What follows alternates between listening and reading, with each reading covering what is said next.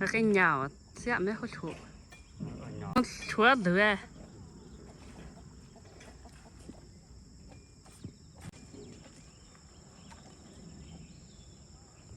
老爸搞了丝瓜回来，我们就炒丝瓜吃。一般我不炒，他们也不炒，这个是不都不提了。先削2个，不够再多削。哦，还丝滑的很。我们都是有啥菜就吃啥，但是这2天蔬菜还是挺多的。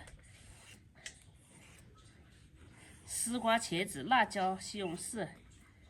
这小丝瓜不是那种大丝瓜，这是肉丝瓜，不是小，就是小丝瓜。还有一种是肉丝瓜，那种的话很大，它都不会，里面都不会空的，就不会有丝丝嘛。这种的话再大就有丝丝了，就吃不得了，就只能当洗碗布。我们搞个丝瓜蛋汤，就搞2个得了。那种西瓜都无法过啊，它哪去？来，这个打个汤。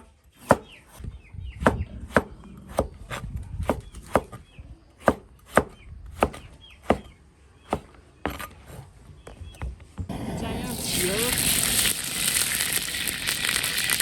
蒜、丝瓜。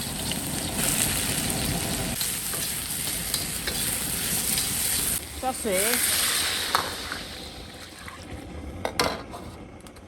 我想问一下朋友们呀，你们做丝瓜蛋汤是直接下锅煮丝瓜，还是先炒一下再煮？加点盐。好，先把这个丝瓜煮熟一下。哦呦，这是打入一个蛋，这个应该我也不知道是公的还是母的蛋。搅，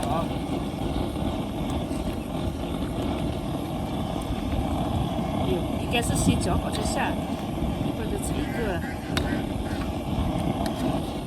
下入一点葱，丝瓜蛋汤，关火，我个虾哎，哦，正宗的丝瓜蛋汤，快火。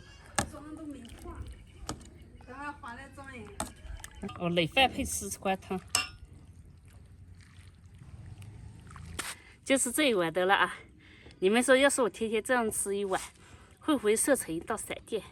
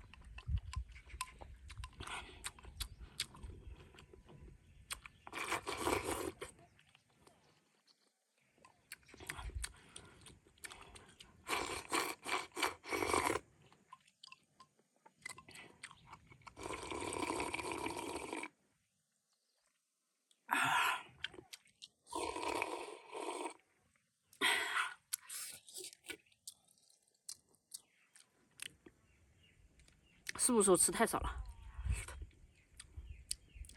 嘿嘿。